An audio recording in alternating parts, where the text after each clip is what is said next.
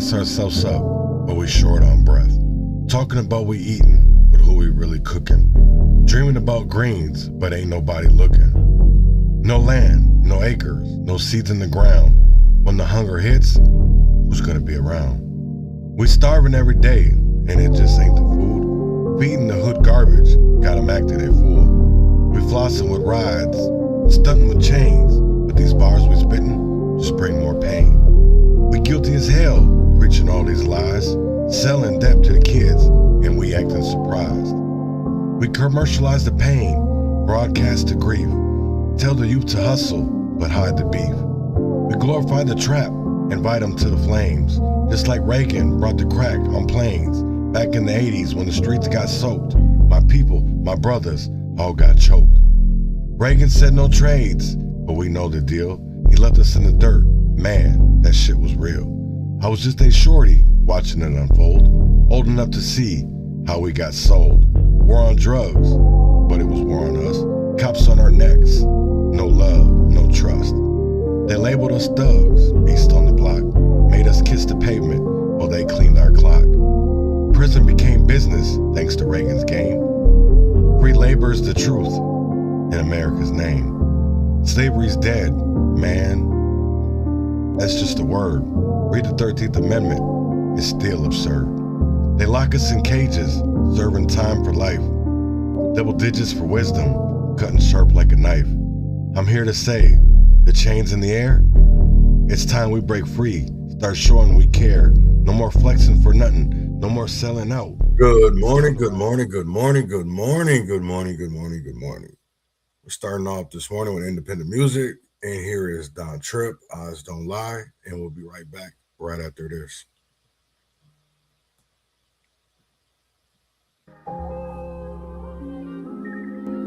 Yeah. Sometimes we be blinded by our idea of who a person is or who you want them to be. You be so blind, you don't really see who they really are. If that makes sense. Yeah. I'm embarrassed, dog, I can't believe my eyes. Time to switch it up, cause niggas switching sides.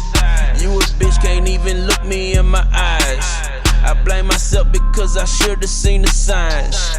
I blame myself because I peeped it in your vibe. Should've grabbed my scissors, it was time to sever ties. Time to step away from you, I need more than space from you. Niggas be quick to take from you, but hesitant to take the truth. I had high hopes, I thought you were one of us. I should've knew something was up back when we was coming up. I would break my back to get you half, and that just wasn't enough. When it's time for you to split the pie, I'm always undercut.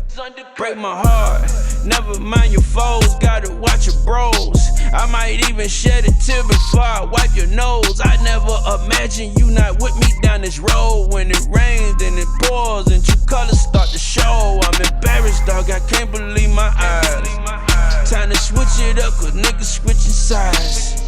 You a bitch, can't even look me in my eyes. I blame myself because I should've seen the signs. Yeah, it's up from here, but hey, at least I tried.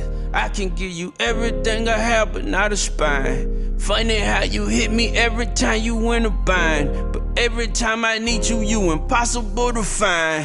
Yeah, it's fucked up when you gotta crop your dog. Got the picture, he too focused on the frame. He don't even see the vision, he's so greedy that it's sickening. Although I'm no mathematician, I can see it clear as day. Best solution is division. I'm embarrassed, dog, I can't believe my eyes.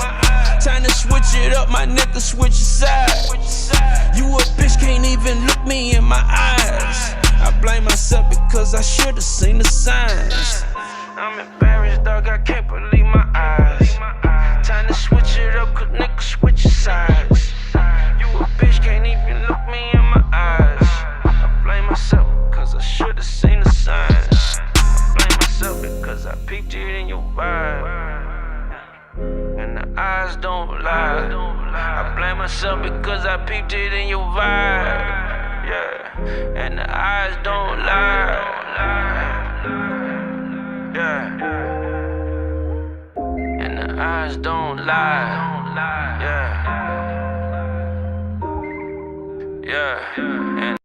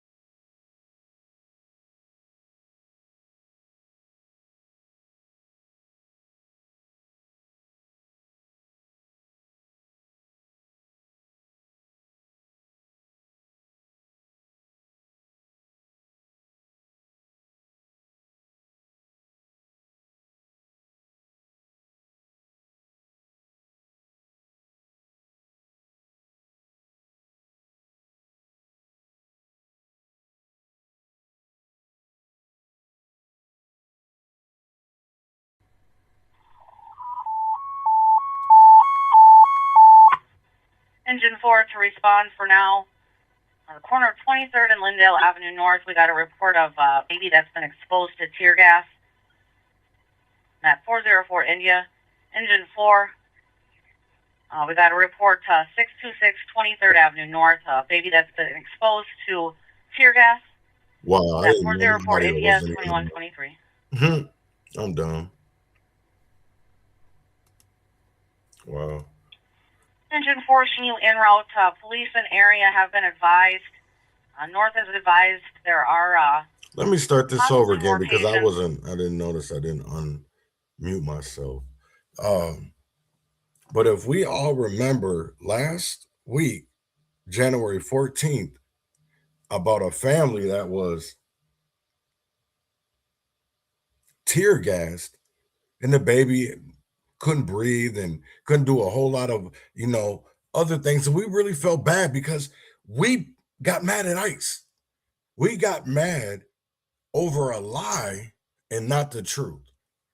We got mad about a lie and not the truth, because when the truth comes out, there's more to blame than just ICE. Because again, I'm an adult, and I'm not gonna bring kids or say, hey, it's okay to bring the kids, because I already know if ICE thinks it gets out of hand or it becomes rowdy, because number one, I might be there to be peaceful, but I don't know what everybody else is there for. So I'm definitely not going to sit here and put others at risk, right? Every time that I've brought people with kids, I always made sure that if we were going somewhere that we would be able to protect the kids.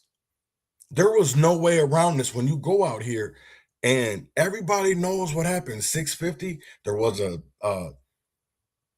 altercation between ICE and an individual. A person was shot, and then people got out of their houses and got onto the street.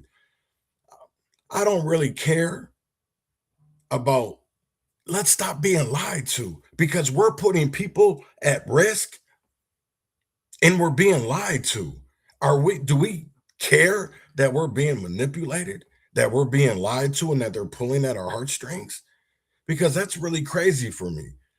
So I'm going to get back to it. Here's the picture. This is between 8:30 and between 8:45. If you go to Jonathan Mason's video, that's the crazy thing, is that I went off a whole nother account and watched it, and I was like, damn, they weren't even lying. Because if you go to Mason's video from that night, you will definitely see the people. You will definitely see the people and like, wait, so if they were there between 8:30 and 8:45, and the call comes out at 9:22, how is that coming from a basketball game?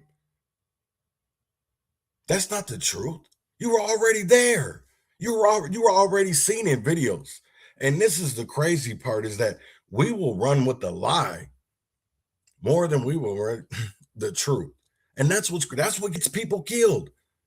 That's what gets people killed. Renee Good, whatever y'all want to say, that was a mistake. She should have never have drove off. That was a bad decision. And so now, are we sticking up? Are we standing up for bad decisions? Like, are we standing up for people that should be incarcerated, people who should be jailed? I'm not saying people should be dead, because nobody deserves a death sentence. But let's be serious. Let's be serious.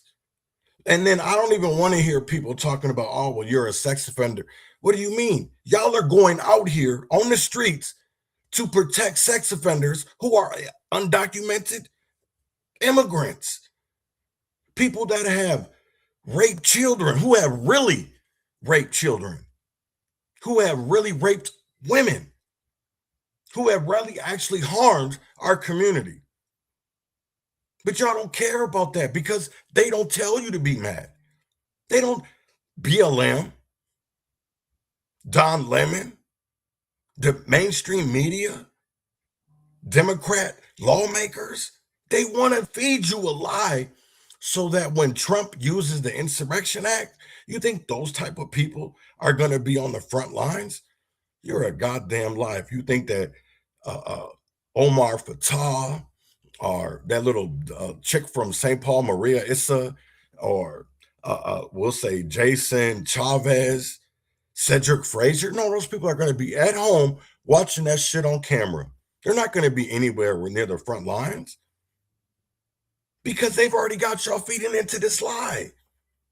Feeding into a lie. Because the same way that the protesters claimed to be able to storm that church and where they found that it was okay, it's because they believe that that ICE agent worked. It was as a pastor. That's why they were there. But what about all the other people that have been pastors who have flocks in our community, but have locked up, helped railroad innocent black men? Marvin Haynes. That I can say that all day because that's public information. If y'all look back, all the way back to Marvin Haynes, who are the people that you see? Amy Klobuchar, Keith Ellison.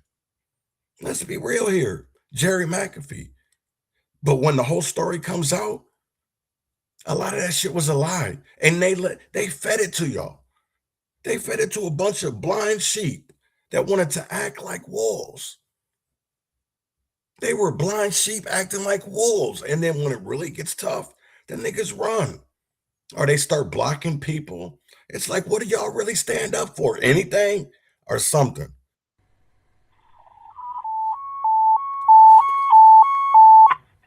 Engine 4 to respond for now.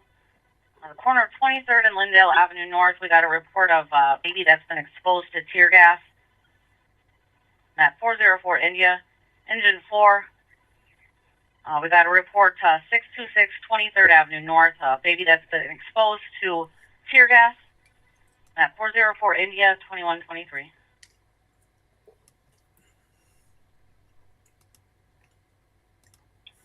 Engine 4 Chenille en route. Police in area have been advised. North has advised there are possibly more patients. There's a couple juveniles and a baby with shortness of breath. 626 23rd Avenue North, map 404 India 21. Wednesday night, as chemical gas, flashbangs, and fireworks were exchanged. We were leaving South Minneapolis from our son's basketball game at Anderson Middle School. As the night unfolded, we started to see, lights and stuff. One North Minneapolis family trying to make their way home. Like, even trying to leave, I couldn't go backwards, forward. It was like I was just stuck. Destiny and Sean Jackson, along with their 6 kids, had just left the nearby grocery store after the game when they turned onto Lindale. Sean says they tried to take a side street after they saw the crowds. There's nothing we can do if it's blocked off. Wednesday night, as chemical gas, flashbangs, and fireworks. But it's crazy. 200. That's the crazy thing. So people do a GoFundMe over a lie. We can still feel sympathy because we can't feel empathy, right? I'm going to be honest. You don't want to feel empathy for some. We can feel sympathy, right? People put themselves in situations to get others hurt. And they didn't think about that until actually the consequences happened where people were hurt. They didn't think nobody would get hurt. But the minute people started, ICE agents or Minneapolis police or Hennepin County Sheriff started to throw tear gas or pepper spraying people, like, come on. Like, and I'm going to be honest, we put people in a bad position where either, well, I'll just say it, ICE agents have to make a split-second decision. And then they hear that rhetoric. They hear that rhetoric. Tim Walz, Jacob Frey. Everybody in the nation has heard Jacob Frey get on that interview, whatever, press conference, and say that he's been getting emails of Minneapolis constituents wanting Minneapolis police to fight ICE. Do y'all not see where this is going? So he puts that out there. He puts that out there because if you put it out there, you want it to become true. You want it to come true. So when people put out this fake ass narrative, people weren't really looking for the truth. They weren't looking for the truth because here in America, we want to be fed lies. Almost $200,000, man. $200,000. Wow. Like, and I don't even get it. Hello, my name is Destiny. Myself, my husband, and the kids, the 6 kids were the latest ICE victims. See, how can we call them victims? We got to stop calling people victims if they put themselves in that situation, because you're not a victim.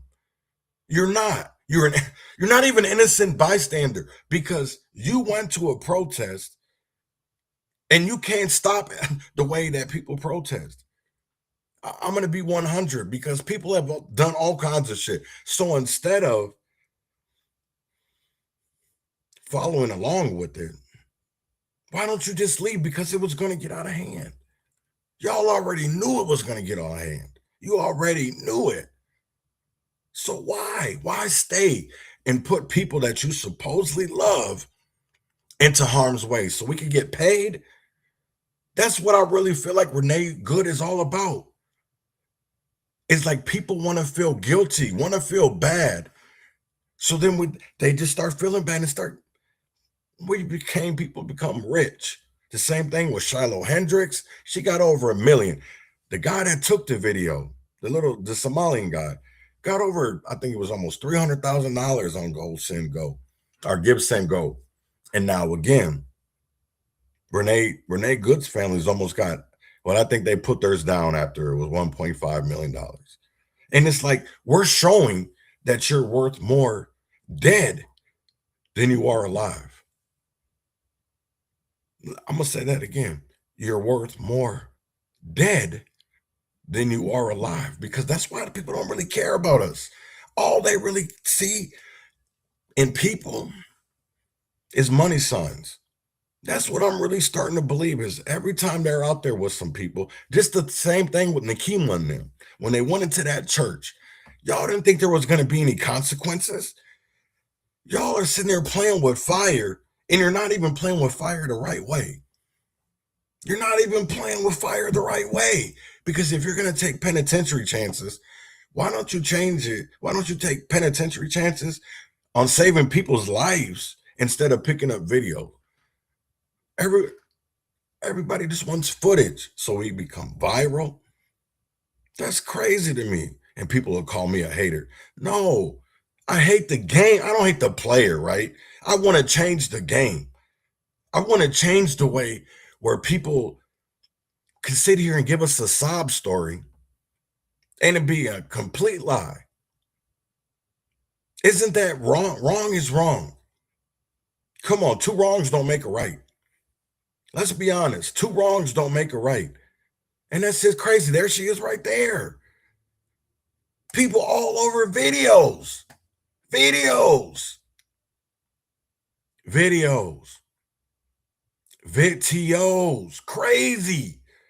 Crazy.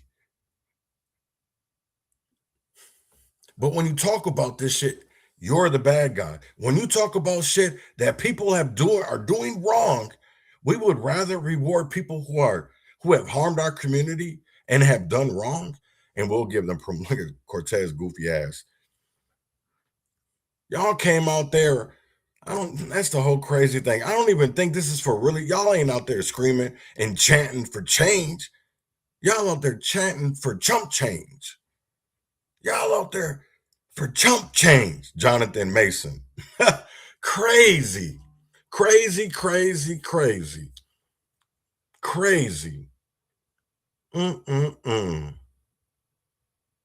I'll just say this, is that women lie, men lie, video footage doesn't. Motherfuckers can lie till they blue in the face. Now I'm wondering, how much did Jonathan Mason get paid out of all this? Did you get paid too? Because this is your live. This is literally your live footage. Crazy. Wow. Damn. I don't know what happened with this. I reported it also. See, now you're going to get people reporting the GoFundMe's, in which it should be. It should be reported, because if you're going to lie to the people, you should get whatever consequences they have coming for you. The same thing when those people went into the church. You thought it was okay with the Biden administration, right? Why are we going to give people in power a chance to end up railroading us or giving them an advantage? I really don't get that. I really, really, really don't get that. And it's kind of long, so maybe I'll just start at where maybe I'll start with Raskin. That's like 30 minutes. All right. This is the For joining us.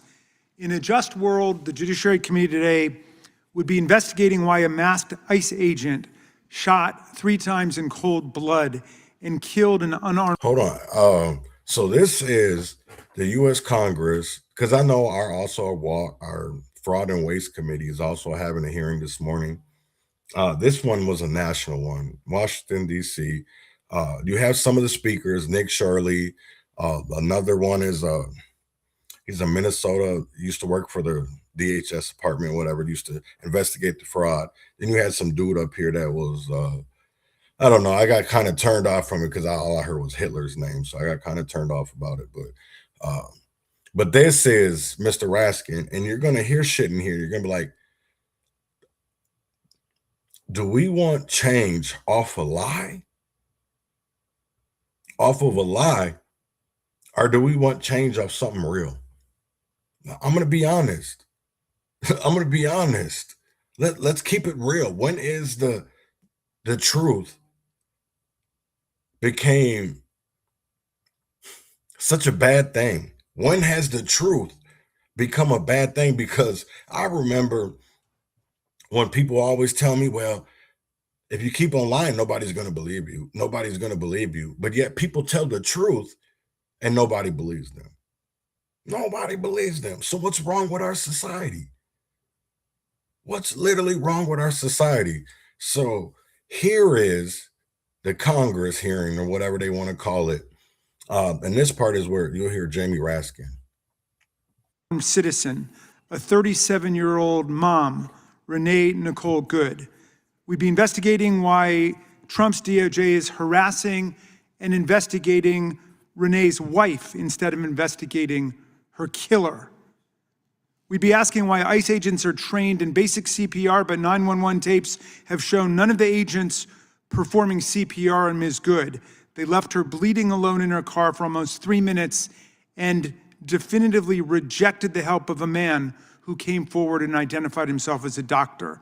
We'd be investigating why in another Minnesota case, ICE agents deployed tear gas under the car of a family of 8 people, including a 6-month-old, a 2-year-old, and 2 kids with severe asthma who were just trying to get home from a basketball game. The baby stopped breathing, and his mom had to administer CPR as they desperately waited for medical help to arrive. But our colleagues want to talk about fraud in Minnesota, fraud that was already being investigated and prosecuted under the last administration. It is true that social services fraud, serious fraud, occurred in Minnesota. That's why under President Biden, the Department of Justice opened multiple criminal investigations that to date have already resulted in more than 90 people being charged and 64 people being convicted of federal criminal offenses. Indeed, Minnesota lawmakers acted to root out and prevent fraud going forward in the public benefits program. That's why last year, the Minnesota legislature passed legislation to empower the governor to cut off payments or to claw back funds whenever fraud is detected. And that's why Governor Walz appointed the first ever director of program integrity to make sure the state is effectively investigating and preventing fraud and corruption in their programs. The fraud in Minnesota was discovered not by a right-wing social media influencer who's been harassing people in communities all over Minnesota in recent weeks, but by the hard work of real local investigative journalists, brave whistleblowers, and state and federal auditors. It is this fraud, which we must take seriously, is not unlike the $2.5 billion breathtaking Medicare fraud scheme uncovered last year in the home state of the chairman of this subcommittee, as he himself mentioned, or the massive COVID-19 unemployment assistance fraud scheme uncovered in Chairman Jordan's home state of Ohio. Fraud is endemic in government all over the world. There are fraudsters attacking our public institutions, trying to undermine them and rip them off. Even our president has been convicted of 34 counts of criminal fraud by a jury of his peers in New York related to the fraudulent payments made to porn star Stormy Daniels, and also civilly convicted in New York for different kinds of real estate fraud. Fraud is not headquartered in one state or one municipality, much less one ethnic, racial, or religious community. But President Trump couldn't resist the temptation to use fraud in Minnesota as an occasion to mobilize the power of the federal government to bully and intimidate first and second generation Somali Americans who live in that state. Many of the people convicted in the fraud schemes were of Somali ancestry. So, under the pretext of cracking down on a fraud that had already been discovered, investigated, and prosecuted, Trump surged federal immigration officers to Minnesota and aimed them at the Somali American communities, calling the people who live there repeatedly garbage. This is despite the fact that it is a complete non sequitur, obviously, to send immigration agents to conduct fraud investigations.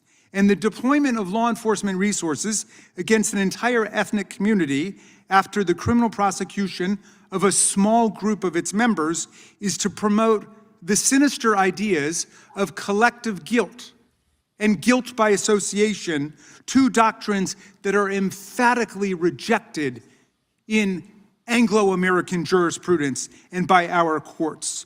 The community targeted in Minneapolis is made up, incidentally, overwhelmingly of U.S. citizens. Okay, so here is let's see, let's get right here. Members of the panel know that when you have a question for him, please say his name so he knows that you are addressing him, please.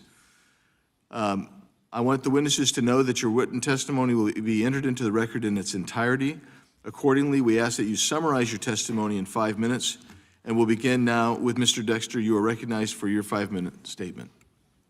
Thank you. Chair, members of the community, thank you for the opportunity to speak with you today.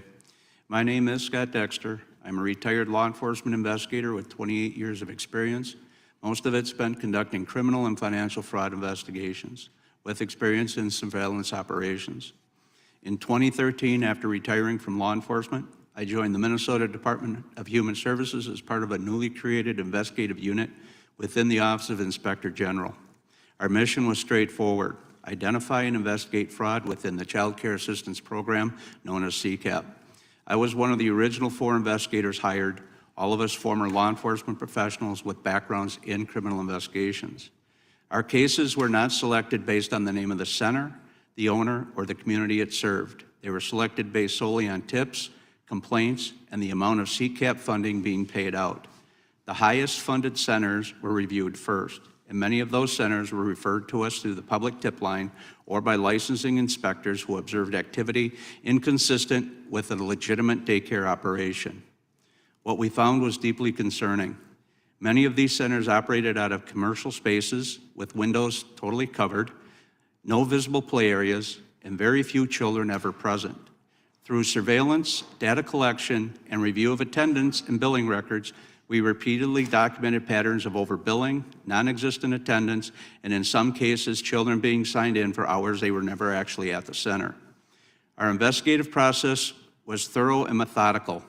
We collected licensing and billing data, installed covert surveillance cameras, reviewed hours of video, identified parents and employees, and calculated estimated overpayments based on actual attendance. Completed cases were then turned over to the Minnesota Bureau of Criminal Apprehension for search warrants, interviews, arrests, and potential prosecution. As our investigations progressed, we noticed a trend. Many of the centers receiving the highest levels of CCAP funding were owned and operated by Somali individuals, and the families served were predominantly Somali. This was not the basis for selecting cases, but it did become the basis for accusations against us. We were labeled as racially biased, despite the fact that our case selection was driven entirely by funding data. An outside review was launched into our investigative practices.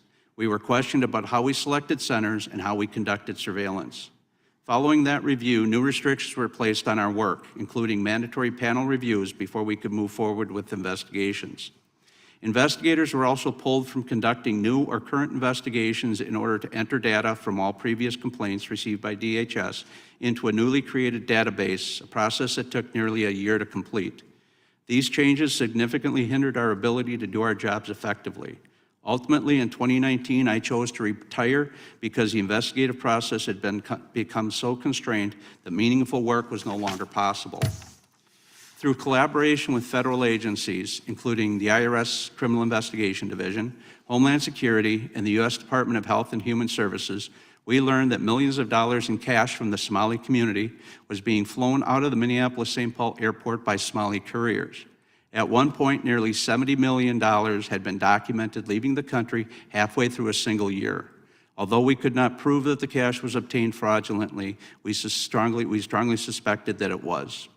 We also encountered situations where federal partners were prevented from opening cases due to concerns about political sensitivities surrounding the Somali community and the refugee resettlement program. These decisions had real consequences, allowing fraud to continue unchecked. Throughout our work, we identified several loopholes that made CCAP highly vulnerable to fraud.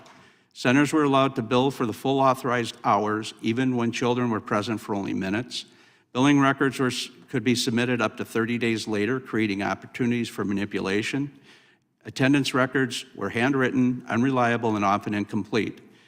And despite our recommendations, no biometric attendance systems, no electronic submission requirements, and no state-installed security cameras were ever implemented. Chair and members, the purpose of my testimony is not to cast blame on any community. It is to highlight systemic weaknesses that allowed large-scale fraud to occur and to emphasize the need for stronger safeguards, better oversight, and investigative processes that are allowed to function without political interference. Thank you for your time and your commitment to ensuring accountability within publicly funded programs. And I am prepared to answer any questions that you may have. Thank you, Mr. Dexter.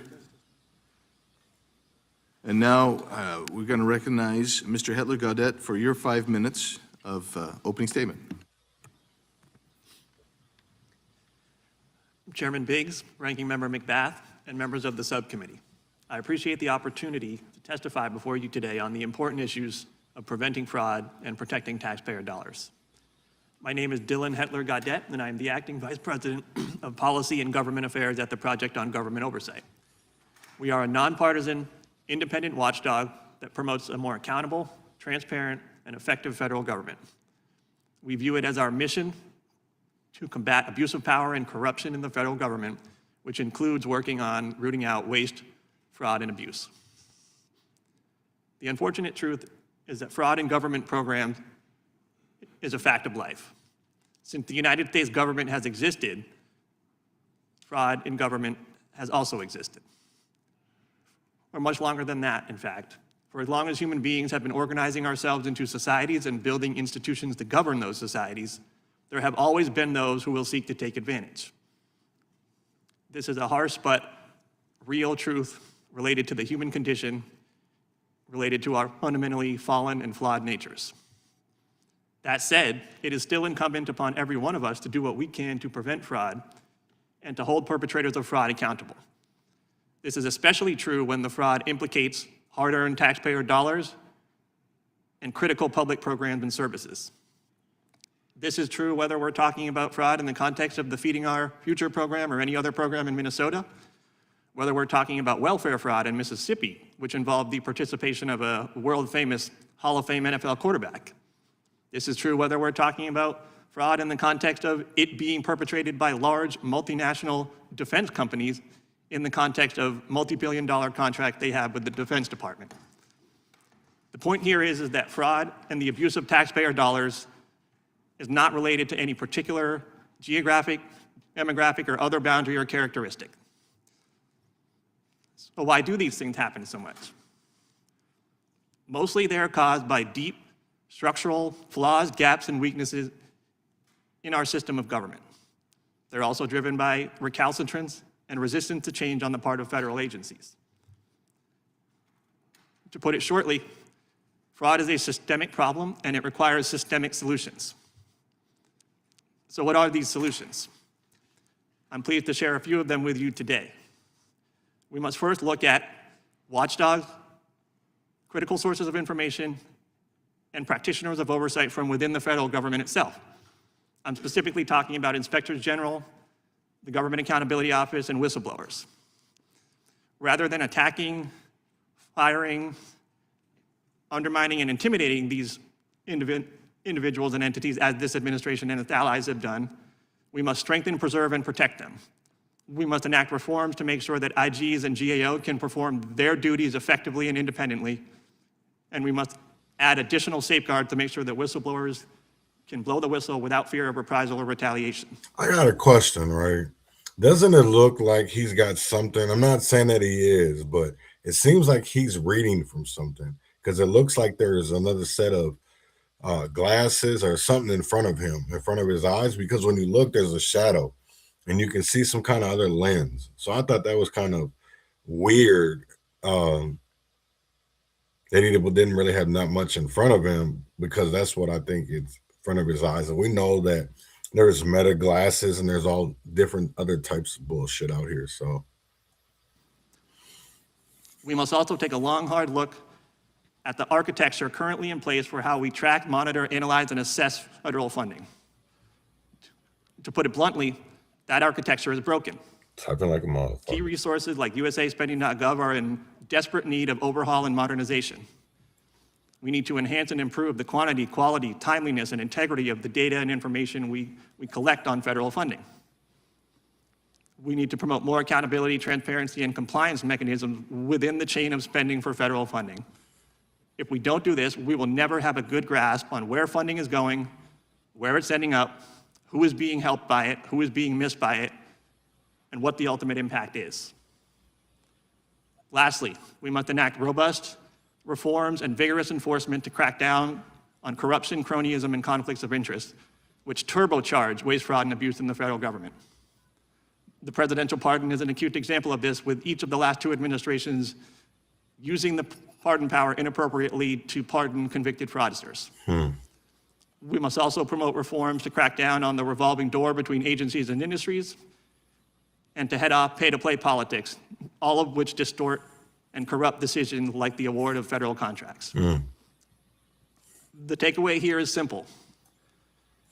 Focusing on individual salacious, scandalous examples of fraud is akin to looking at the symptoms and not looking at the disease or the root causes of the disease. The Project on Government Oversight stands ready, willing, and able to work with anyone here who wants to work on root causes and systemic solutions so that we can actually get our hands around waste, fraud, abuse, and corruption in the federal government. Thank you for having me here today, and I look forward to answering your questions. Thank you, Mr. Hedlegata. And I forgot to mention, when you get about 10 seconds left, I'll just tip that so everybody will know that as well. So, Mr. Shirley, you're recognized for your opening statement. Awesome. I'm here today to speak on behalf of all hardworking, law-abiding, tax-paying citizens here inside of the United States. I've helped bring to light widespread fraud that's happening inside our nation, and we the people have had enough of our hard-earned money going towards fraudsters as if it's no big deal. As I speak here, I want to ask everyone a question. How much do we trust when we pay our taxes it's going to benefit our nation? People erupted during the Boston Tea Party over just a few percentages as they believed they were being taxed without representation. Nowadays, we have the representation, but do we trust our representatives? My name is Nick Shirley, and I made a 41-minute video that I posted on platforms like X and YouTube. My video received over 100 million views, and it created instant change within our government. As the federal government launched investigations in departments such as Health and Human Services froze over $185 million in child care funding until businesses can prove they are legitimate businesses. I actually became aware of the fraud that was happening in Minnesota in June of 2025 as I was there for a separate video, in Minnesota and started reaching out to me, asking me if I was making a video on the fraud. I said, well, what fraud? Again, I want to say, and I want to point this out. Nick says that he knew about the fraud in June of 2025. We've been out here screaming about fraud since 2022. We showed them a presentation on how these nonprofits were setting up DBAs, or churches were setting up DBAs to doing business as, and turning them into for-profit companies while their nonprofit companies were billing the state or city. And I think a lot of people didn't understand that. And I think now, when you're seeing shit come out like Zion Baptist Church and the Wellness Collective and how they fraudulently, this is the crazy thing, what really fucked me up, right? Because I don't think a lot of people understand or even knew is that Nakima's husband is a deacon at Zion Baptist Church and also is on the Wellness Collective. How many millions have they been accused of stealing? I'm going to say it again. So 2 wrongs doesn't make a right. So let's turn this around, because just because I feel like this, and I can actually prove it, that a lot of people didn't believe the fraud was happening because of the messengers. They wanted to talk down about the messengers, so it weakened the message. It make the message not really received. It was received to some, but others thought it was just a ploy or thought it was the truth. And instead, a lot of people look the other way. That's why I say 2 wrongs don't make a right. And there was a lot of people out here doing wrong because they thought it was right. And just because you think it's right doesn't make it right. And I'm going to say it again. Slavery was legal. Does that make it right? That's what this is about. Good and bad, right and wrong. It ain't about politics. It ain't, because they all see something different depending on their little label or title. And this lady, she was a real estate agent, and she says, well, I'm having a hard time selling my properties because people are curious about these assisted livings that are popping up next door to some of the houses that we're buying, or the home health care clinics that are popping up, and we don't know who's next to these houses that we're trying to sell. And I said, well, I'm not going to come and make a video if I don't have any proof. So therefore, I left Minnesota, and I continued to look for fraud in the best way I could. And as I was getting my own information, a man by the name of David reached out to me, and he said, hey, I have been investigating this fraud for years now. I have been driving by these child care centers. I have never seen a single child, and I have received information from the state of Minnesota as to how much money these places are receiving. I said, great, let me come to Minnesota and we'll make this video about potential fraud that was taking place inside of Minnesota. We go to a daycare, and I'm instantly surprised by what we see. We arrived, and it was an industrialized building, and there was 2 daycares registered at that building. And the first thing I noticed is all the windows are blacked out, and there's no footprints in the snow of any children. There's no playgrounds or anything that would make it look like it's a child care. But above me, a sign read, open 7 a.m. to 10 p.m. But there was nobody there. The doorbell did not even work. And then we continued to go to other daycares, and we noticed the same pattern. No children, blacked out windows, and one daycare, a learning center, spelled Quality Learning Center instead of Quality Learning Center. They had received $1.9 million, yet with that $1.9 million, they could not even spell Leering right on their sign. Governor Walz has said he's been fighting fraud in Minnesota since 2019 and said the buck stops with him. However, how long would it take for you to notice $1 million leaving your bank account and not knowing where it's going? That's essentially what had been happening in Minnesota for years, as billions of dollars has been misplaced. And meanwhile, while people like Governor Tim Walz call people like me a white supremacist, delusional conspiracy theorist, he actually decided to drop out of re-election because I believe of how deep and extensive this fraud is. Thank you very much. Since my reporting, The HHS department froze over $185 million, and to this day, not a single business has been able to prove proof of legitimacy. How fast would you be proving that you are a legitimate business if you have children to actually feed and to take care of? You'd be sending in that paperwork instantly. I made this video to document the widespread fraud that has been taking place, as I truly believe all fraud is bad. And people like me, my generation, we're sick of seeing tax dollars go towards fraud. We just want to have the same opportunities that our fathers and our grandparents had. And when you see people making millions of dollars by committing fraud, it upsets everybody from all age demographics. And so I hope today we can have a good conversation, and I think we can all agree that fraud is bad and that fraud is fraud. And I wish the best for our country, and I think that's what needs to be happening, is to crack down on all forms of fraud. So thank you for having me, and God bless the USA. Thank you, Mr. Shirley. And now I recognize Ms. Larson for your 5-minute opening statement. Chairman, Ranking Member, and members of the committee, thank you for allowing me to speak today on this issue. My name is Jennifer Larson. I'm the founder and CEO of Holland Center in Minnesota. I've been an autism provider for over 20 years and started the organization for my son. I built Holland Center because families with children like mine were desperate for help, desperate for services and stability, desperate for somewhere they could trust their child would be supported and helped, not sent home on a bad day, not babysat in a classroom and forgotten. We serve the children that don't succeed in public school settings. What started as a small program grew over 2 decades into 4 locations that families rely on, not just for therapy, but for hope, routine, and survival. This work is a labor of love for me. Just like me, there are providers all over the state laboring with love to help these children. And this week, Holland and other programs all over Minnesota are collapsing.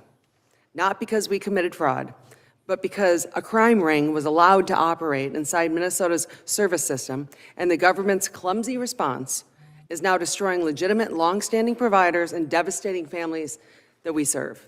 Families come to Holland, they do not have a backstop. Their children often receive 30 or more hours of therapy a week. These are not an extravagance, these are medically necessary. These children learn to communicate, regulate their emotions, reduce dangerous behaviors, and function in daily life. For many parents, therapy determines if they can work. Consistent staff and therapy prevents severe behaviors and regression. Structured care keeps children and their siblings safe. When services disappear, families do not just simply adjust. They face a crisis. For more than 2 decades, Holland has served hundreds of children year after year, employed hundreds of clinicians and staff, operated under yearly on-site audits, inspections, and documentation oversight. Delivered real services to real children every day. We have always complied with everything the system required. Yet, within the last month, the state has withheld over $400,000 in Medicaid funds for my own program, and that number grows every single day. I had to infuse my personal funds to survive these weeks, but can't do that any longer without payment. Let me be clear, we are a fee-for-service industry. When we can't pay our staff, we lose our staff and children lose care. Families do not lose appointments, they lose the people they trust. What happened in Minnesota had nothing to do with the ethical, long-standing autism providers.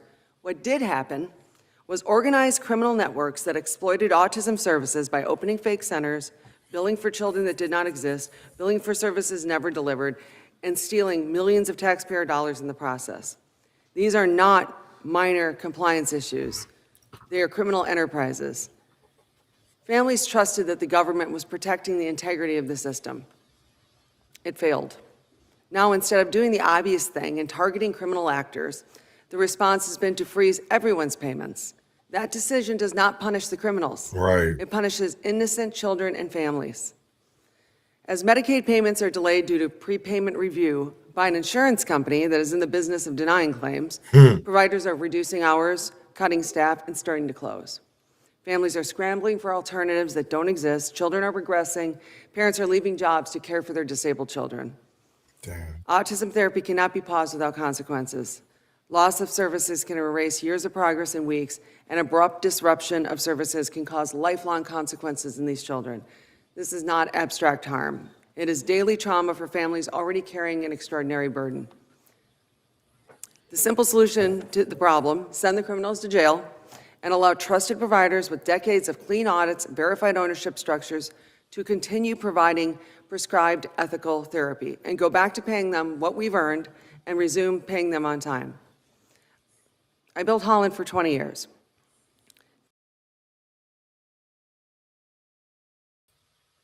Around the care that we provide. All of that is risk of destruction today, not by fraud, but by clumsy government response that failed to distinguish between criminals and caregivers. It treats children with disabilities. The gentlelady will suspend. We've got a photographer there. We allow photographers in here, but not between the panel of the witnesses and the members. You will please. Damn, somebody was taking photos? Photographer, please move. Wow. Like right now. Okay, sorry. All All of that is at the risk of destruction. Sorry, can I continue? Yeah, please continue. Not by fraud, but the clumsy government response that fails to distinguish between criminals and caregivers. It treats children with disabilities as acceptable collateral damage. Fraud must be stopped and criminals prosecuted. I'm a taxpayer. I live in Minnesota. This is disgusting. But families and children should never pay the price for government failure. Right. Thank you. I agree with that. We will now proceed under the 5-minute rule with questions. Chair recognizes the gentleman from Wisconsin, Mr. Tiffany, for 5 minutes. Thank you, Mr. Chairman. Besides the work Mr. Shirley has done, I want to recognize Powerline, who has done yeoman's work exposing this over the last decade, what has happened. And I just want to say, Ms. Larson, I live in northern Wisconsin. There's an autism school that was started in my community. Where did we visit when we wanted to start that a decade ago? We came to Minnesota, where you have been leaders in having good autism programs. And I think about the tremendous fraud that has gone on in nutrition programs, housing programs, but is there anything more heinous than abusing an autism program? Daycares. I can't imagine. It's so hard to believe that people are faking that children have autism Right. and stealing money from the government. When I'm sitting here with my 25-year-old non-speaker, and now children like my son aren't going to have services because they stole money from the government and faked these things. And it's just, it is, like I said, disgusting. With what's going on right now, what are the families that you're serving, what are they saying? They're scared. What are they doing? Everybody's scared. There are centers that are programs that have already shut down. Staff are leaving. I, this week, asked my staff who will take unpaid leave because we can't keep going like this. Wow. I'm like I said, I'm $400,000 plus in debt now, and I'm not assured these are going to get paid back. I went to a bank and they wouldn't back the receivable because they said that's not a receivable. If it's prepayment review, you may not get it. And Ms. Larson, none of this would have happened if the fraud did not occur. Is that accurate? Yes. Mr. Dexter, Damn. could have something been done about this earlier? Yes. As I stated in my opening testimony, in the years that I worked there, we identified how fraud was occurring, the loopholes that existed, and we What were some of the warning signs, Mr. Dexter? Well, the fact that part of our job was to go and collect attendance records. We would find attendance records that were either incomplete, non-existent. Obviously, there were times we found them to be fabricated because they were given to us way later, and the same with billing records. They were allowed 30 days after the end of the billing period to submit billing records, so they were not immediately available to us, and it kind of allowed overpayments or double payments to be overlooked. So we had the attendance record issue. We had the fact that there was no way to verify who was signing the children in and out, no way to verify what times those children were signed in and out. Could I do a follow-up here? In Wisconsin, we learned this month that Ibrahima Diop, a Minneapolis school finance boss, placed on leave for failing to submit required financial paperwork with the Minneapolis School District and for signing questionable contracts linked to the Somali fraud scandal, was hired by the Milwaukee Public School System as a deputy superintendent at a salary of $240,000 a year. Do you think it wise? Might that be a warning sign that this person was involved, may have been involved with fraud in Minneapolis? Shouldn't they be concerned in Wisconsin that this is going, that they're hiring someone like that? Well, if somebody that they hire has a past history and practice of doing that type of stuff, I would be very leery. See, why don't Minneapolis citizens, right? Because you hear the name Chasman Dixon, or you hear the name Marlon Ace Boogie, but yet we still have people that deal with them, even though they have been convicted of insurance fraud or other type of fraud accusations and actually have been convicted, but we still give. I don't understand it. The same thing with Brian Heron, who is the pastor at Zion Baptist Church, who was found guilty and did prison time, but now for fraud, accepting a bribe for his own benefit, and actually just trying to do legislation or like pay favors or that's what I really think politics is really now is if you don't have the money for it, we don't give a fuck. But if you have the money, if you can sit here and have enough people who won't talk about it or who will look the other way, then that's all fine and dandy. But once people start talking out about it, people don't listen because you have the Lisa Clemens or the or I shouldn't say L Sharptons, Alfred Flowers. You know what I'm saying? You have people that are talkiers who are paid by the city or state. So how can we take those as leaders? How can we take those as positive talking pieces for the community that number one, they don't live in and they only work there, but they live in neighborhoods and communities that you don't see liquor stores, you don't see crackheads all over the street, you don't see prostitutes because they wouldn't allow that in Brooklyn Park or Maple Grove or Coon Rapids. They don't allow that shit. You think the police would just sit back and watch motherfuckers smoking crack? I'm telling you, that does not happen. That doesn't happen in Rochester because the minute, I shouldn't even say Rochester because they've actually changed since in the last 30 years because they used to chase us all over Mayo Clinic for loitering or even the Galleria that was downtown, the Pachu Mall. Like there's been a lot of shit and we were chased, but now they just look at it and keep on going. The same thing in Minneapolis. They chased us as kids for what these adults do now. And they just look at it and keep on going. So what's really changed that we became sympathetic or have we just been okay with slaps on the wrist? Because that's what's really happening. That's what's really happening when people sexually abuse or mentally hurt our kids. They're not held accountable. We give them a slap on the wrist. So how is that teaching society to do anything different? Because now I always got worried about, I shouldn't say worried because I really didn't give a fuck about jail or prison. Now I do or whatever, but that wasn't in the back of my mind. Now it's always there. It's like, okay, what I'm doing, is it right? Just like when I did this shit at the Red Wing Police Department or Red Wing City Hall.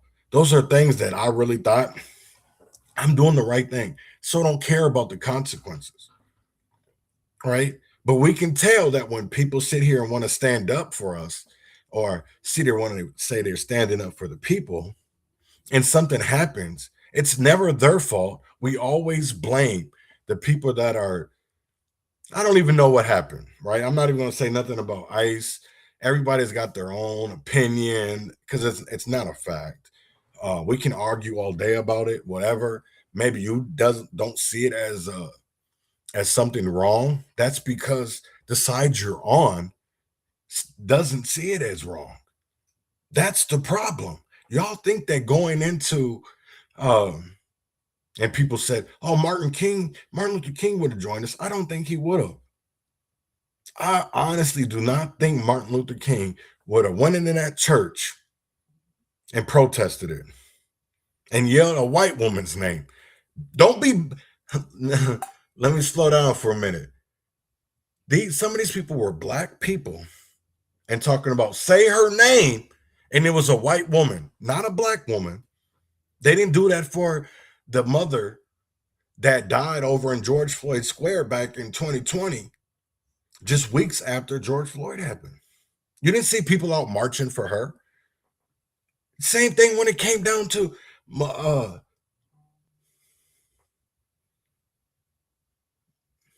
Deanna Marie, right? You know why I sat here? Because Deanna Marie wasn't doing anything wrong. She was in a circle where people were in an area where they were holding for space.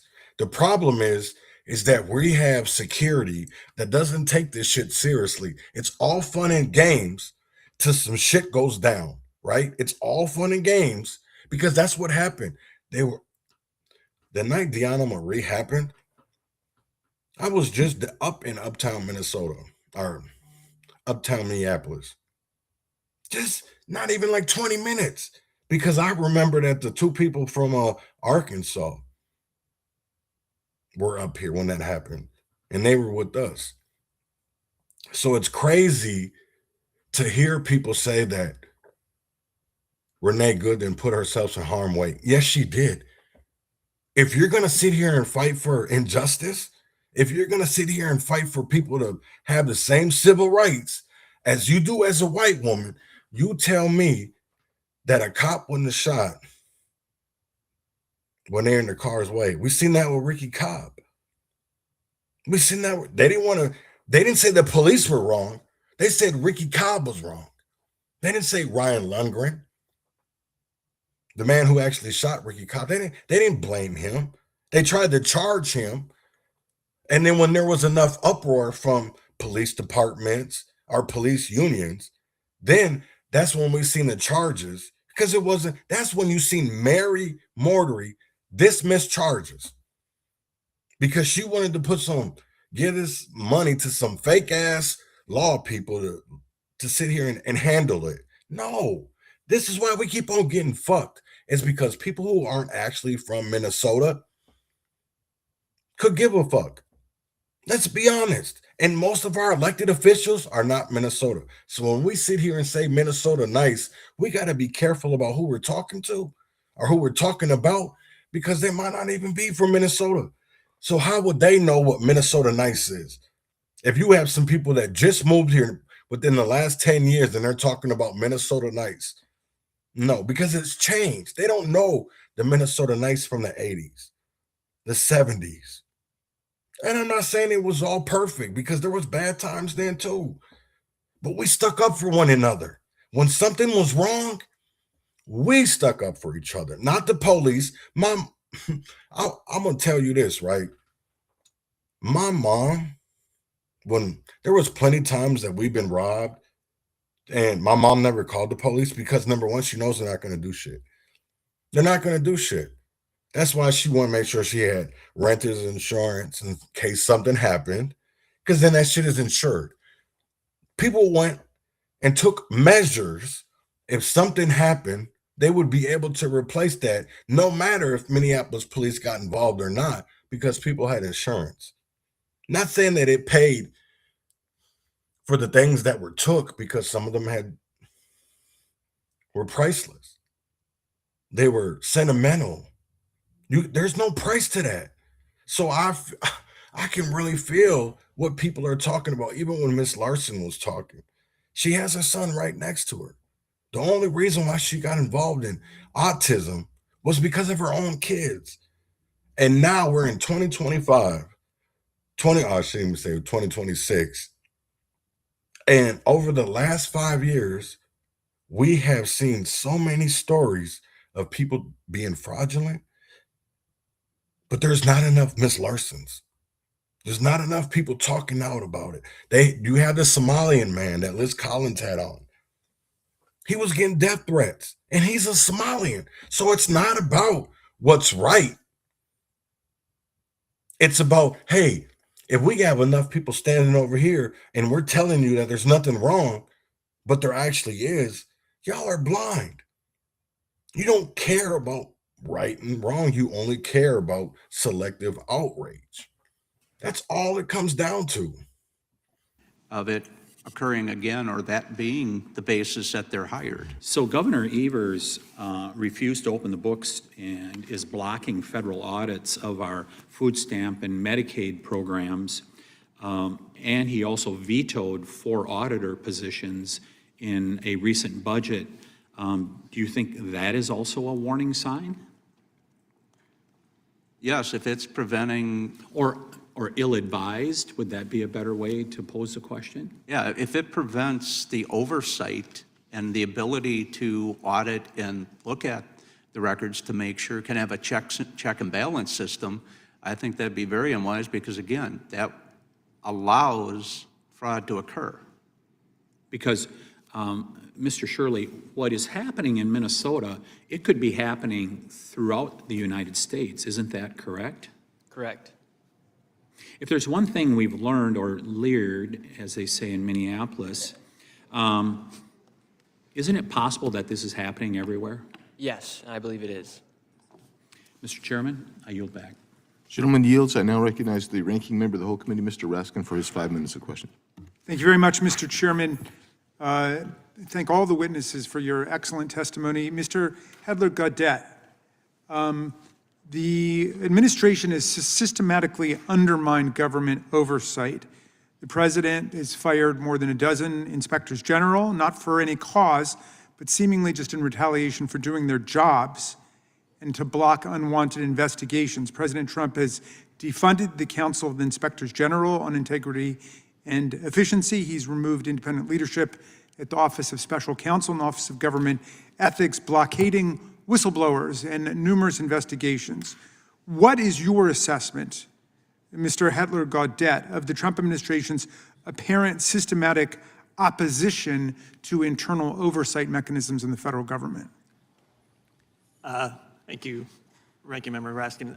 No, he took my his assessment glasses is off. that the last year or so has been one of the most anti-oversight, anti-accountability periods that I've witnessed in our federal government. And I think the things you laid out, as well as others, are the sort of proof in the pudding there. And I think, speaking of things that should be giving us pause and raising red flags, that should all be giving us serious pause and raising serious red flags about how seriously people who claim to take oversight, accountability, fraud, how seriously do they actually take it? There's been a lot of attention given to Donald Trump's extraordinary use of the pardon power, as in the pardon of... I gotta stop, because I gotta quit. I don't know how much more Minnesotans can actually take. I'm sitting here being lied to, and act like we're not gonna sit here. We're just gonna take it. I really do think that needs to change, and that needs to change now. I'm going to switch to another story that came out yesterday. This is Paul Schnell saying that the DOJ is lying about how Minnesota corrections or Minnesota jails are not holding people with detainers. Well, we all know that's bullshit, because we live in what they say we don't have a sanctuary state, but we have a lot of counties. Some of the biggest counties in Minnesota have sanctuary policies. They have separation orders. So we really have to look at that, because it's the same way Rochester, Minneapolis, St. Paul, Duluth, St. Cloud, some of our biggest cities have legislation or ordinances that they can't work with federal immigration officers or leaving feds. So we really need to look at that legislation and get that shit changed, because that's what's getting people hurt. That's what's getting people hurt, because they're going into neighborhoods where probably they wouldn't have to go into if our Minnesota administration cared about the people in Minnesota and cared less about the people who just come over here for help or come over here for a handout. Paul Schnell, he only oversees state prisons, not local jails. That is important because it's unclear what systems, timeframes, or even documentation that Bovina is using to make such allegations. When Schnell says any people that the feds are publicly citing have either never been incarcerated in a Minnesota prison, and if there was an immigration hold, sometimes called a detention, if any of that ever existed, they were in fact released to ICE. All right, good afternoon. In his first public news conference since last month's immigration enforcement surge in Minneapolis, Border Czar Greg Bovino defended agent tactics. Our officers remain professional, focused, courteous, and committed to the mission. He also says the federal agency arrested 113 violent offenders over the weekend, while also alleging nearly 1,400 undocumented criminals with an immigration hold are in state custody. Department of Corrections Commissioner Paul Schnell denying that. We simply cannot figure out where these names are coming from. Schnell says there are only 207 non-U.S. citizens in the prison system right now. And in a news release says state law requires his agency notify ICE when someone in their custody is undocumented, and it's up to ICE to place a hold and arrange to pick them up. We have not had a request from them to say, turn over the 207 people we have detainers for in your custody. No. Bovino also accuses the state of releasing nearly 500 undocumented criminals with holds. Schnell lists several people the feds have cited, saying public records show they were either never in state custody, were taken into ICE custody, or are in another jurisdiction. Here we are trying to work together and collaborate, and yet this information is being put out that's just fundamentally false. And that's why I think we want to make sure that we're trying to correct the record. And trust me, if there was a human error made on our part, we're going to own that, address it, fix it, figure out what happened. No, you're but not. To date, we have not found a single instant of that. Schnell reiterates that the DOC has never been in violation of an ICE detainer, and last year, in fact, released 84 people to ICE, notifying them and even facilitating that transfer, only saying that state law prohibits them from holding people beyond their release date or terms of bail. So again, they will not hold people in prison if, because of state law, says they've got to be let go once they serve their time or conditions of bail. Well, Schnell, like you mentioned, in charge of state prisons, are they talking about local jails or county jails? It's a good question. We don't know. We don't know where Bovino is getting any of this data tonight. And the two are very separate, too. We don't have that data from local jails and who might be there on an immigration. I think that mostly is coming from jails. I very highly doubt that's coming from the prison. I'm not saying that they don't hold people or anything like that. But this is, so I'm switching to, this has been going on since 10. And this is a hearing from the Fraud and Waste Committee. And it's funny, I don't see Walter. The Department of the DCYF and DHS to answer the question. You're correct that since the passage of H.R. 1, the Federal Reconciliation Bill this summer, states will, for the first time, have a sort of a non-federal share for the portion for SNAP benefits based on their payment error rate. Based on our error rate sort of in previous years, that would put Minnesota at about a 10% local share, which is sort of $80 to $90 million a year. There are significant efforts underway across the administration to reduce the payment error rate. I would sort of want my colleagues at DCYF to present to you on all the work that they're doing there. But that is a pressure that we are certainly tracking. Thank you. Representative Schultz. Thank you, Madam Chair. Appreciate your comments. And I also agree, and I want to appreciate the members on the other side of the aisle who are saying that this is a real and significant problem that deserves federal and state and local level attention. Minnesotans are sick of this. And for too long, it's been hidden inside this state capitol. For too long, but not any longer. So, Commissioner, you mentioned earlier. So I'm going to switch, right? Because I don't really believe a lot of people talk about this, and I really do feel like this is something that needs to be talked about more, with Mayor Frey's wife being linked into the fraud, and how much she did help, with making a difference in feeding our future. And I think that's not enough. That's something that's really not talked about a lot. And I do believe that it's something that we should talk about. So here is, you see, I think Nellie Miranda, she's talking about how people, not how people, but how Mayor Frey's wife connects to the Feeding Our Future fraud in Minneapolis. Happening in Minnesota right now, and it is not random. Every time the federal government shows up, chaos follows. Every time fraud comes up, the conversation gets shut down. And every time someone asks basic questions, because Minnesota isn't just dealing with protests or immigration enforcement or political drama. Minnesota is dealing with the aftermath of one of the largest fraud scandals in U.S. history, and the state still hasn't answered for it. So today I want to talk about why Minneapolis feels like it's constantly on the brink, why city leadership is suddenly at war with federal authorities, and why fraud keeps hovering right around City Hall. Let's jump in. Welcome to Nellie Miranda.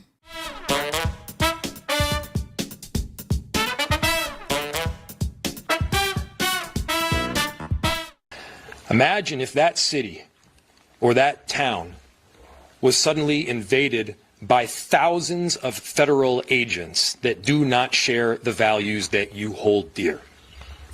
Imagine if your daily routines were disrupted. The local cafe that you eat at was shut down because they're scared that their own family might get torn apart. Imagine if schools shut down and suddenly parents got to figure out what to do for daycare.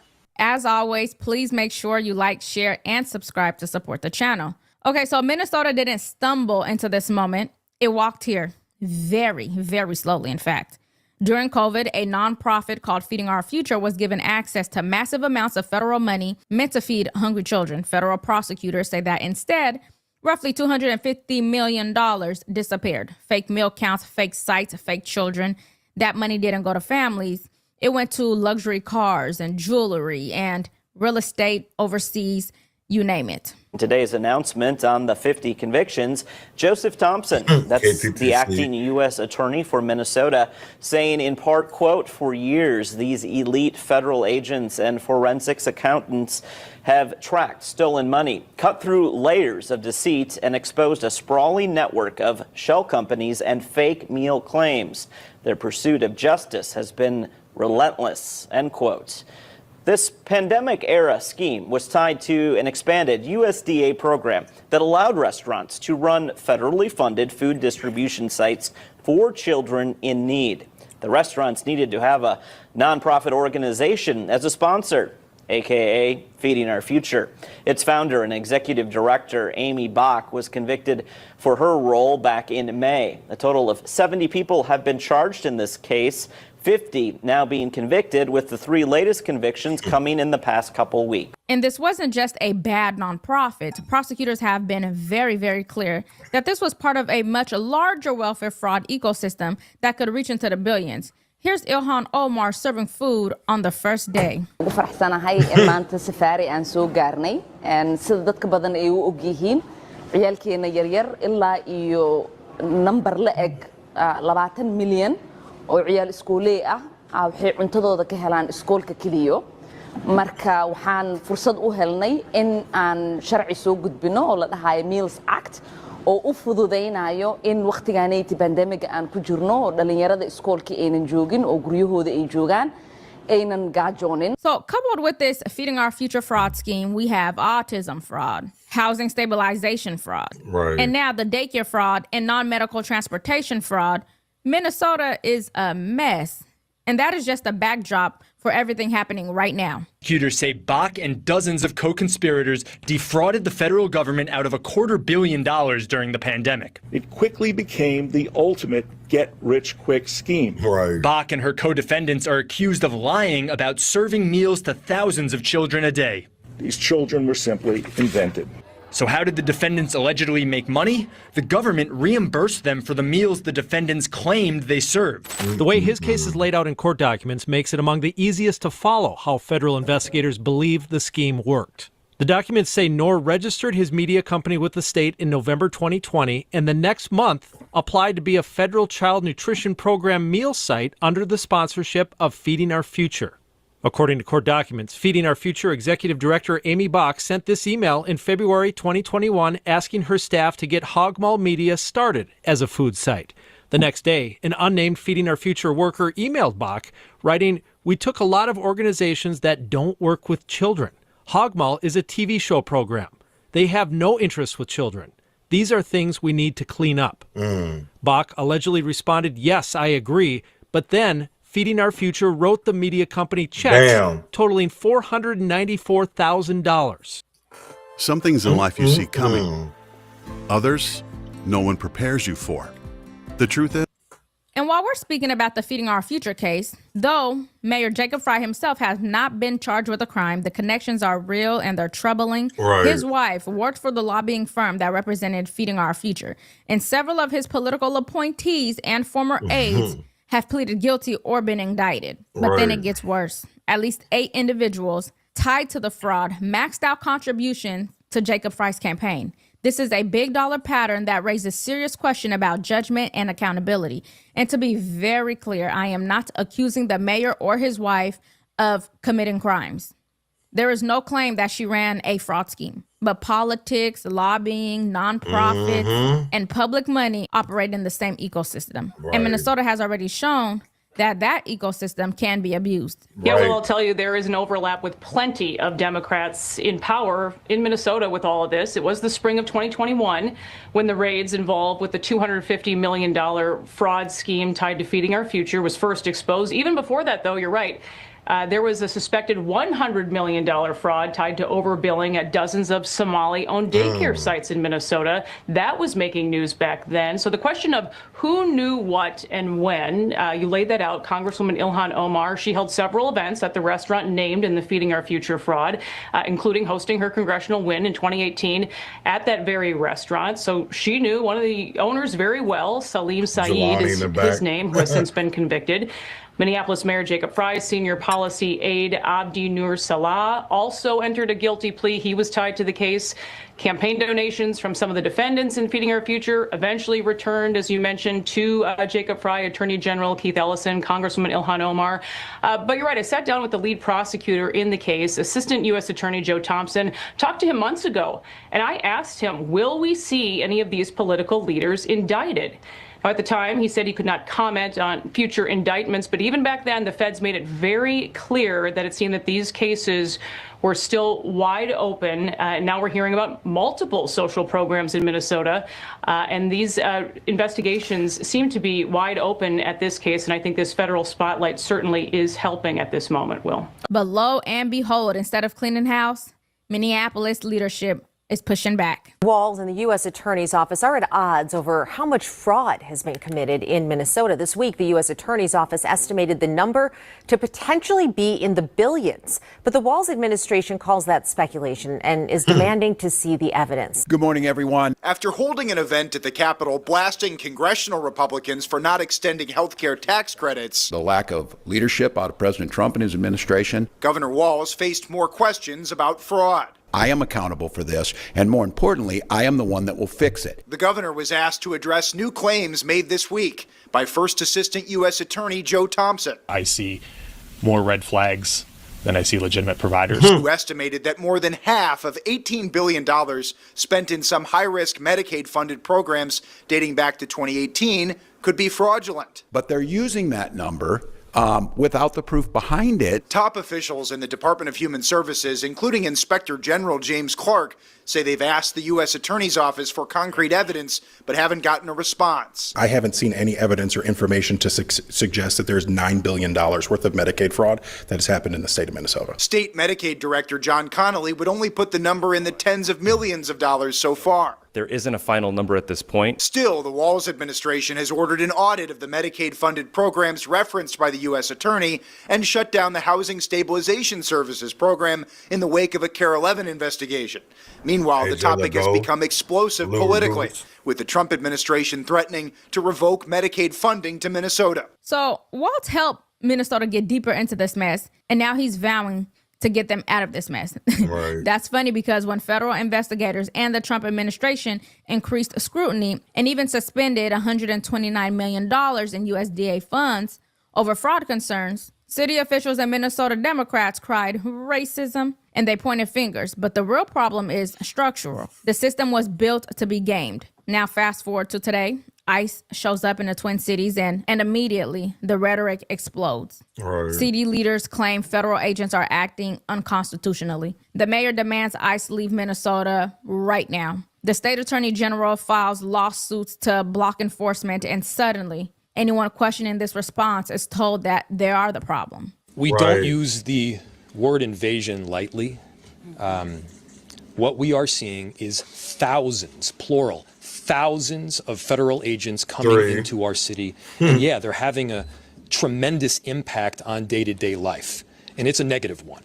And whether that's kids that are trying to get to school or businesses that are trying to open, that's police officers that are responding to 911 calls. But here's the real issue. Minnesota leaders say that this isn't about fraud, but fraud is the reason federal investigators were already there.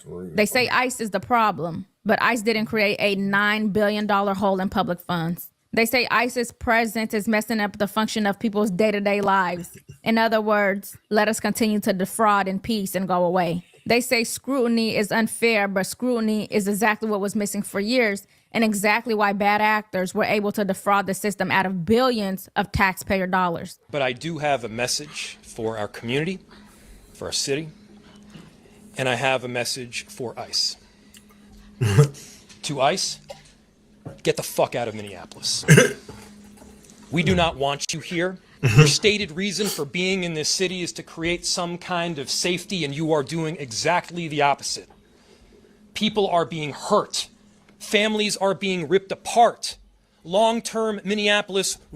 So the crazy thing is, all those things that he says ICE is doing, his own police department, or the Hennepin County Sheriffs, or the Hennepin County Jail, or the Minnesota Department of Corrections, have done that to Black and brown and poor communities for years.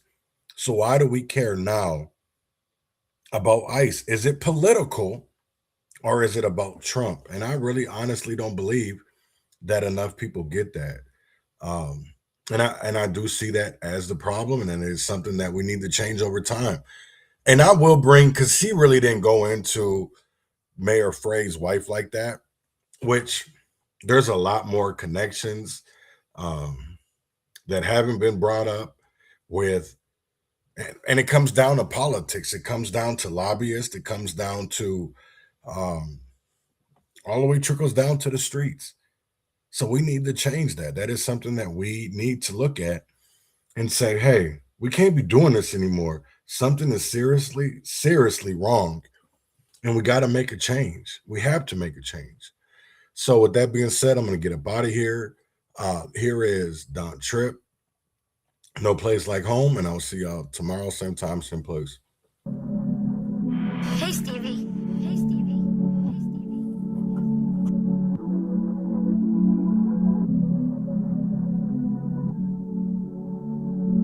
I feel at home between your legs.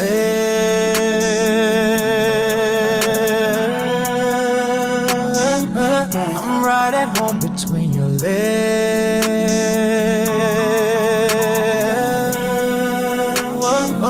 I'm right at home between you. No place like it, feel like I belong to. I go in and I feel right at home between your legs.